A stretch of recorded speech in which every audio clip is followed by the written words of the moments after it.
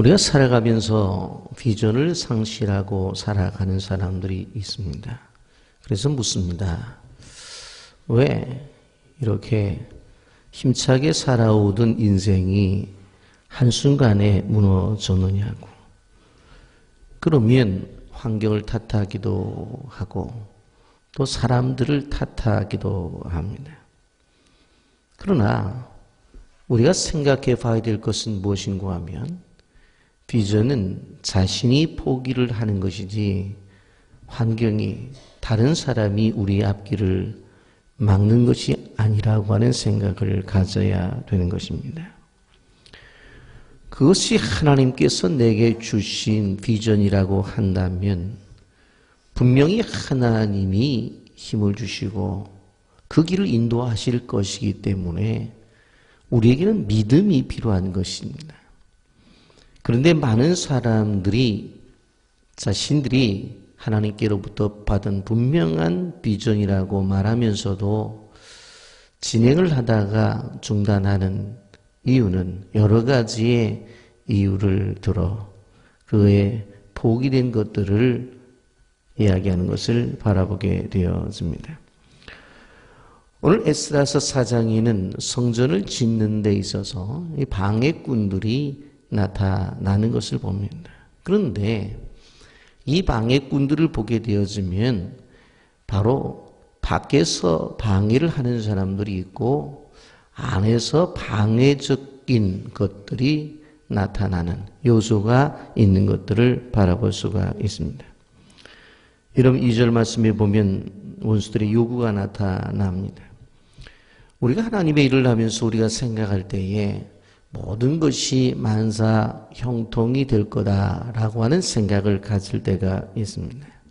그런데 절대로 그렇지 않습니다. 우리가 살아가는 세상 속에는 악한 영들이 움직이기에 하나님의 일을 하지만 그것을 방해하는 세력들이 구석구석에 있는 것을 우리는 보게 되어집니다. 유대 백성들이 돌아와서 하나님의 성전을 건축한다는 이야기를 듣고 유다와 베냐민 지파의 원수들이 바로 스룹바벨과 족장들에게 찾아와서 요구를 합니다. 우리도 함께 성전을 짓자고 하는 것입니다.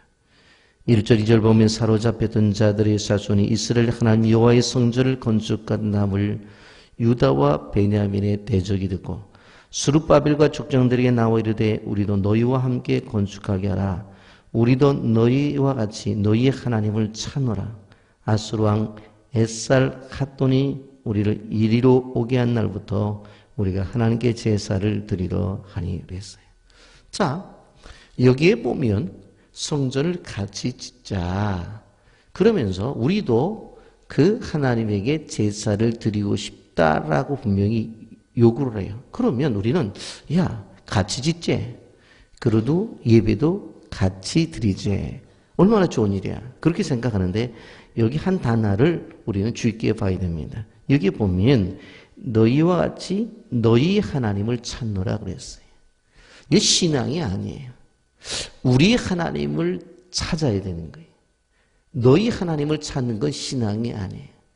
여러분 라합은 이방인이었지만 이스라엘 백성들의 출애굽부터 광야를 지났던 이야기를 듣고 그 하나님이 이스라엘의 하나님이 아니라 나의 하나님으로 받아들였기에 구원의 은혜에 동참할 수가 있었던 것입니다.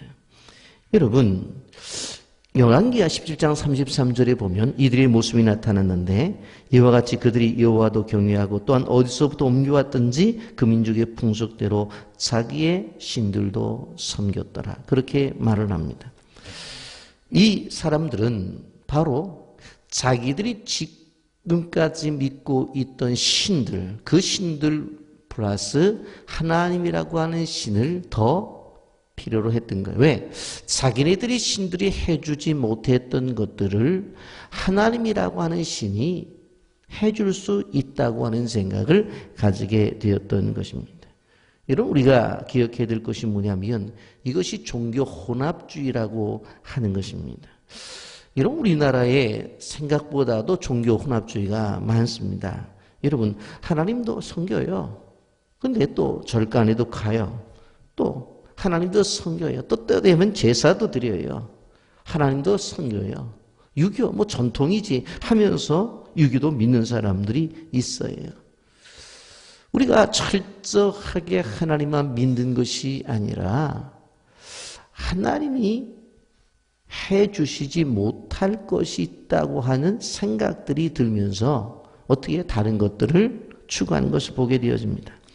이런 20대가 되면 생각보다도 예수 믿는 사람들이 점쟁이를 찾아가는 일들이 많고 정치를 하는 분들이 보게 되어지면 그들의 이력을 보게 되면 분명히 기독교라고 하는데 정치를 따라서 어떻게 되어져요? 절간에도 가고 또 다른 이단의 모임도 가는 것들을 바라볼 수가 있습니다. 여러분, 우리가 기억해야 될 것이 뭐냐면 온통 썩은 물이 고여 있는데 거기에 생수 한두 병을 부었다고 해서 그것이 깨끗한 물이 될 수가 없다라고 하는 것을 볼 수가 있습니다. 그래서 이스라엘 백성들이 거절을 하는 거예요. 아니다. 우리가 하겠다. 그랬더니 그 다음부터 방해가 시작되어지는 것을 보게 되어집니다. 여러분, 방해는 두 가지 측면에서 나타난다고 했어요. 외부적인 측면과 또 하나는 내부적인 측면이. 바로 마음이 약해지는 거예요. 주변의 환경을 통해서 방해하니까 너무 힘들구나. 혹시 그 하나님의 뜻이 아니었던 게 아닌가? 하나님의 뜻이라면 잘 풀렸을 텐데 왜 이렇게 어려움을 당하지? 하면서 내부적인 바로 마음이 들기 시작한 것을 볼 수가 있습니다. 이런 외부적인 것들이 지속적으로 밀고 들어오죠. 4절 5절 이로부터 그 땅 백성 유다 백성의 손을 약하게 하여 그 건축을 방해하되 바산 고레스 시대로부터 바산 다리고가 즉위할 때까지 관리들에게 뇌물을 주어 그 계획을 막았으며 뇌물까지 주면서 막아요. 이거 못하게 막아요. 여러분, 그리고는 고발까지 해요. 5절 6절에 보면 또 아하수에로가 즉위할 때에 그들이 글을 올려 유다와 예루살렘 주민을 고발하니라. 여러분, 인간 세상에 죄가 들어온 다음부터 우리가 하는 사역 속에서 그냥 되어지는 일, 하나님께서 원하시는 일이라고 해서 그냥 되어지는 일들이 있느냐? 없습니다. 왜? 악한 영들이 방해하기 때문에 그렇습니다. 여러분, 우리가 필요한 것은 무엇인가 하면 우리의 인생의 삶 속에서 하나님이 원하시는 비전을 이루어 갈 때에 그 일을 이룸에 있어서 우리는 방해가 없는 것을 원해요. 그런데 성경의 역사든지 또 기독교 역사를 보면 방해가 없는 것이 아니라 하나님의 백성들은 방해를 극복하는 게 더 중요하다고 하는 것을 우리는 경험해야 돼요. 왜 그래요? 그 방해를 극복함 속에서 하나님이 우리를 붙잡고 계시고 그리고 하나님께서 우리에게 은혜를 주시고 하나님께서 우리에게 힘을 주시는 것을 경험하기 때문에 그래요. 이런 방해가 없다면 무슨 하나님의 임재에 대한 것을 어떻게 느껴요?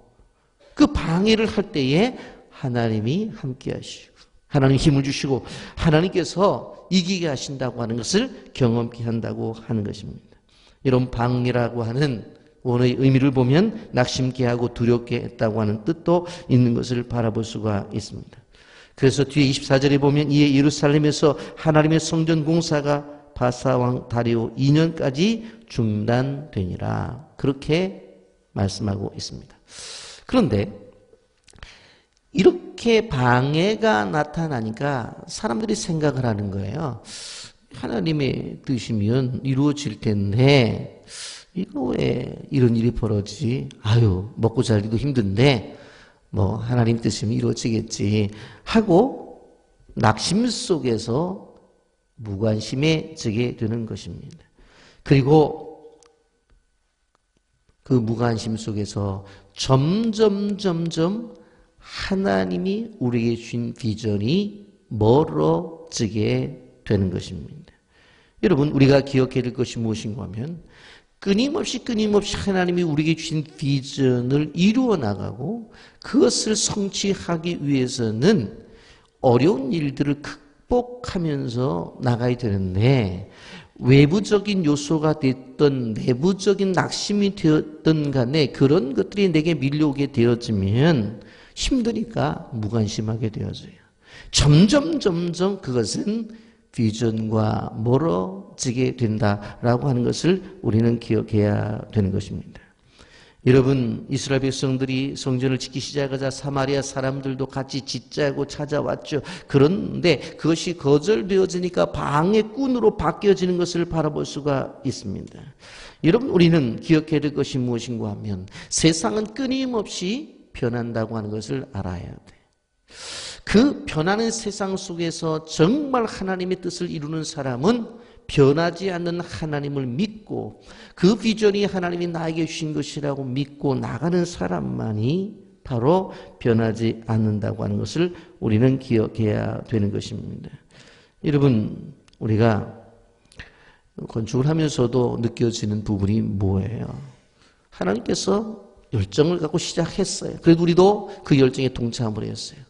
그런데 외부적으로 그리고 내부적으로 이런저런 이유로 어려운 일들이 다가오자 우리의 마음속에 너무 힘드니까 자꾸 무관심해지는 거예요. 무관심해져요. 이 함정이에요. 사단이 파놓은 함정이에요. 그러다 보면 현장도 찾아가지 않게 되어지고 그곳에 가서 기도도 하지 않게 되어지고 그런데 어느 한순간에 현장은 저렇게 방치되어 있는데 내 마음속이 편해지는 것을 느껴져요. 이게 사단이 놓은 덫이에요. 사단이 놓은 함정이에요. 거기에 빠져버리면 다 끝나는 거예요. 오늘 성경에서 그걸 우리는 발견해야 되는 거예요. 여러분, 그래서 실질적으로 이스라엘 백성들이 돌아온 사람들이 5만 명밖에 안 된다고 그랬어요. 그런데 바벨론의 포로로 잡혀가서 바벨론이 무너지고 메데파사가 들어왔을 때에 이스라엘 민족이 몇 명이라고 그랬어요? 200만 명이 된다고 그랬어요. 200만 명 가운데서 돌아온 사람이 2%밖에 안 되는 적은 사람들이 돌아왔어요. 그 사람들이 어떤 사람이라고 그랬어요? 스가랴, 에스라서 1장에 보면 열정을 가지고 있는 사람들이라고 그랬어요. 그런데 그 열정이 한순간에 다 무너져 버리는 거예요. 그리고는 야, 가지 말자. 이렇게 골치 아픈 일을 왜? 우리가 안 하려고 그랬어? 했는데 이 사람들이 방해하잖아. 우리가 안 하려고 한 것이 아니잖아. 그런데 저렇게 뇌물까지 주고 고발하고 이거 할 수 있냐고. 좀 쉬었다 하자. 이렇게 중단이 된 것을 볼 수가 있습니다. 여러분, 여기서 우리가 알 수 있는 것이 뭐예요? 믿음을 가지고 돌아왔지만 그들의 마음속에 불신앙이 싹트기 시작했다고 하는 거예요. 비전을 가진 자들이 돌아왔어요. 소수라고 그랬어요. 아주 적은 사람이라고 그랬어요. 에스라서 1장에는 그 사람들이 열정 있는 사람들이라고 그랬어요. 그런데 어느 한순간에 어떤 사람들이 되어져요? 그의 마음속에 불신앙을 갖고 있는 사람으로 바뀌어졌다라고 하는 것입니다. 여러분, 우리가 기억해야 되는 것입니다. 성전을 건축하려고 돌아온 5만여 명의 소수의 사람들, 그들의 마음속에 바로 불신앙이 찾아왔어요. 그리고는 나중에 어떠한 일이 벌어져요? 또 지어요. 지었더니 뭐라고 말을 해요? 이야, 솔로몬의 성전보다는 이거는 너무너무 볼품이 없어. 우리가 이걸 지으려고 그렇게 노력을 했어? 우리가 이것을 지으려고 그렇게 고생을 해서 솔로몬의 영광스러움 그 성전보다 너무나 미비해 하면서 여기저기서 또 우는 겁니다. 그러니 실질적으로 하나님의 일을 진행함에 있어서 불신앙적 요소들이 일을 이루어 놓고도 문제가 생기는. 저는 알고 있어요. 교회 건축에서 입당하잖아요. 그러면 아니 문짝은 왜 여기다 만들어놨어? 계단은 왜 이렇게 좁아?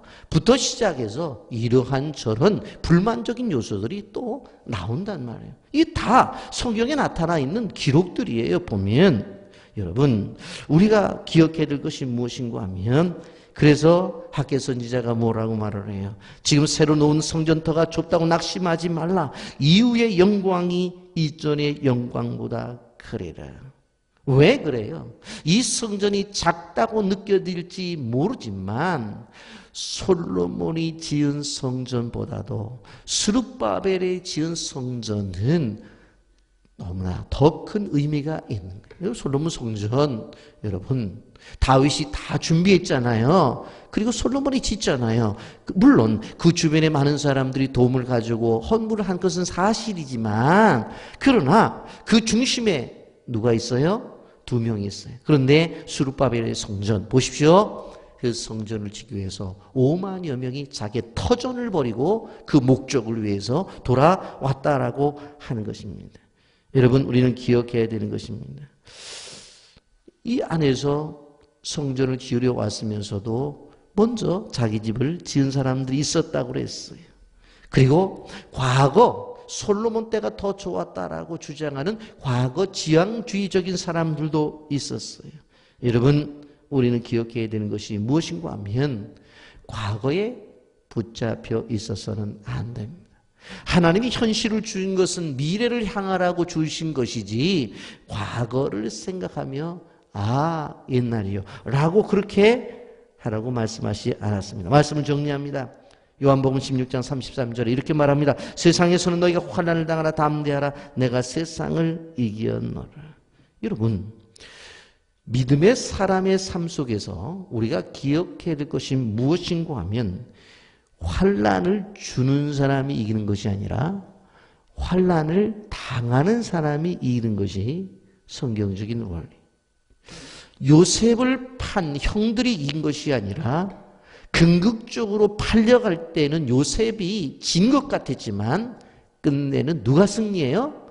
요셉이 승리하는 것을 보게 되어집니다. 이스라엘 백성들로 종을 삼았던 애굽이 이긴 것 같았지만 후에는 누가 이겨요? 이스라엘 사람들이 이기는. 바로 쫓아오는 애굽 군대가 이스라엘 백성들을 죽일 것 같았지만 쫓겨가고 있는 이스라엘 백성들은 홍해에서 살아나지만 그들을 쫓던 애국 군대는 그 홍해에서 죽임을 당한다고 하는 것입니다. 여러분, 우리가 환난을 당하는 것이 중요한 게 아니라 그 속에서 믿음을 가지는 것이 중요해요. 고난을 당하는, 어려움을 당하는 그것이 문제가 아니라 그 속에 우리가 믿음이 있느냐 없느냐가 중요하다고 하는 거예요. 믿음이 있다고 한다면 여러분, 우리는 기억해야 돼요. 분명 그 하나님께서 준비하신 비전의 길이고 그 길이 승리의 길임에도 불구하고 그 길에는 고난이 있다라고 하는 것을 우리는 기억해야 됩니다.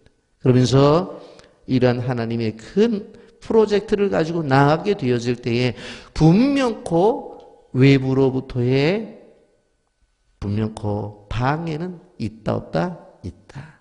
그런데 또 한 가지 외부로부터만 있는 것이 아니라 그런 것으로부터 내 마음속에서부터 서로 간의 대화 속에서 또 하나의 불신앙은 싹 터오르고 있다 하는 것이 성경의 교훈입니다. 꼭 기억하셔서 모든 것을 이겨내고 하나님이 주신 비전을 이루기를 예수님의 이름으로 축복합니다. 아멘.